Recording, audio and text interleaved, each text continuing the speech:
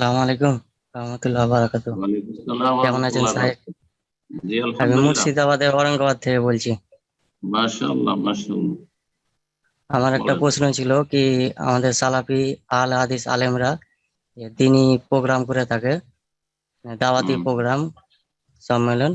তো কিছু জামাতি ভাইরা বলে কি এরা দাওয়াতি প্রোগ্রাম করছে। দাওয়াত বলতে তো ইসলামে মোহাম্মদ সাল্লাহ সাল্লাম কাফের মুশরিকদের দাওয়াত দিয়েছে, তো এরা মুসলমানদেরকে কিভাবে দাওয়াত দিচ্ছে, এদের কোন দাওয়াত? হুম। এই বিষয়ে কিছু বলবেন সাহেব? এটা জাহেলদের কথা। জামাত ইসলামীরা দিন সম্পর্কে জাহেল। সেই জন্য এই জাহেল গুলো এই ধরনের কথা বলে যে দাওয়াত মানে নন মুসলিমদের দাওয়াত। এটি ভুল কথা। দাওয়াতের তিনটি ক্ষেত্র রয়েছে। দাওয়াতে যারা বিশেষজ্ঞ ওলামায়ে কেরাম কোরআন সুন্নাহর আলোকে বলেছেন, আলোচনা করেছেন, এবং আমার আলোচনা রয়েছে দাওয়াত সম্পর্কে যে আলোচনাগুলি রয়েছে, সেটা হচ্ছে দাওয়াতের ক্ষেত্র ফিল্ড হচ্ছে তিনটি। একটি হচ্ছে নন মুসলিম অমুসলিমদের দাওয়াত, সেটিও দাওয়াত।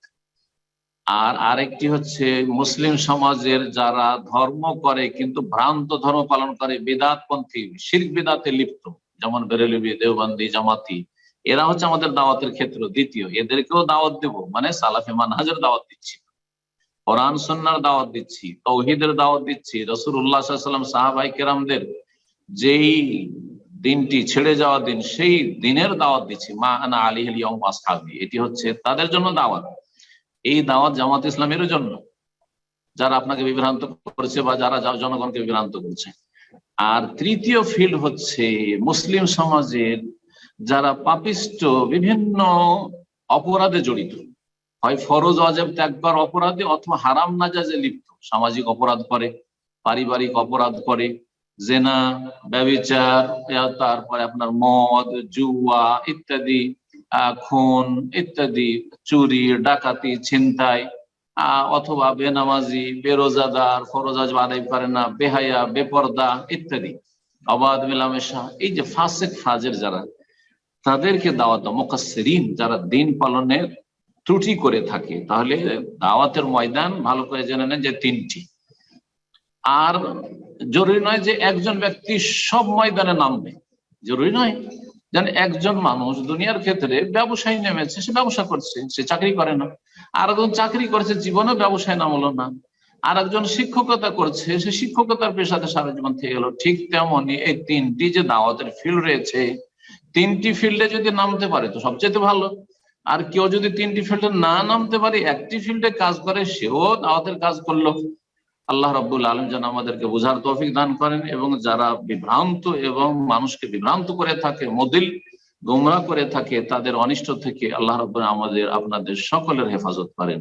আশা করি বিষয়টি ক্লিয়ার হয়েছে। দাওয়াত মানে এই না রাসূলুল্লাহ সাল্লাল্লাহু আলাইহি ওয়াসাল্লাম শুধু অমুসলিমদের দাওয়াত দিয়েছেন, কেউ বললো রাসূলুল্লাহ সাল্লাল্লাহু আলাইহি ওয়াসাল্লাম সাহাবায়ে কেরামদেরকে যাদের ত্রুটি হয়েছে তাদেরকে দাওয়াত দেননি, তওবার দাওয়াত দেননি, তাদেরকে সংশোধনের দাওয়াত দেননি।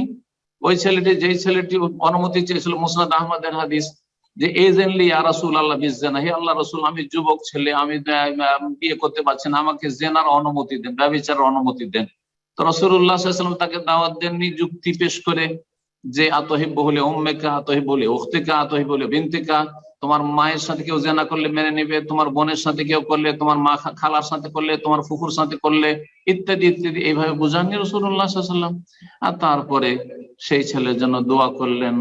আর সেই দোয়ার পরে সেই ছেলে এত ভালো হয়ে গেল, এত ভালো হয়ে গেল, যে এই ছেলে আর জীবনে খারাপ কাজের দিকে ফিরে যায়। তো এটা দাওয়াত নয়, এটা কি তাহলে? সব জাহিল লোকেরা। এই জন্যই বড় বড় ওলামারা বলেছেন, বর্তমান যুগে ভারত, বাংলাদেশ, পাকিস্তানের যারা সালাফি ওলামা, যে জামাত ইসলামের মধ্যে কোনো আলেম নেই, জামাত ইসলাম ইখওয়ানদের মধ্যে কোনো আলেম নাই। এরা হচ্ছে কি, এরা হচ্ছে, আর এই জন্যই এদের একজন লিখেছে যে আমাদের আলেমের দরকার নেই, আলেম থাকলে তো তাদের ঝামেলা আছে, এখন দার্শনিক দরকার তাদের। আপনাদের কলকাতা, মুর্শিদাবাদে প্রশ্ন করছেন তো, কলকাতা একটা মিজান পত্রিকা বেরোতো সাপ্তাহিক। সেই পত্রিকাতে আমরা যখন ছাত্র জীবনে ছিলাম, তো সেই পত্রিকার যে সম্পাদক ছিল, লিখেছিল যে মুসলিম উম্মার জন্য আলেমের কোনো প্রয়োজন নেই, নাউজুবিল্লাহ মিন যালিক। মুসলিম উম্মার আলেমের প্রয়োজন নেই। আরে ডাক্তারের প্রয়োজন আছে, ইঞ্জিনিয়ারের প্রয়োজন আছে, কিন্তু আলেমের প্রয়োজন নেই। আমি নিজে পড়েছি সেই পত্রিকা। কার প্রয়োজন রয়েছে? বলছে ইসলামিক দার্শনিকের প্রয়োজন। তাহলে কত পথভ্রষ্ট এরা, চিন্তা করেন। আল্লাহ রাব্বুল যেন তাদের অনিষ্ট থেকে আপনাদের হেফাজত করেন। জাযাকুমুল্লাহ।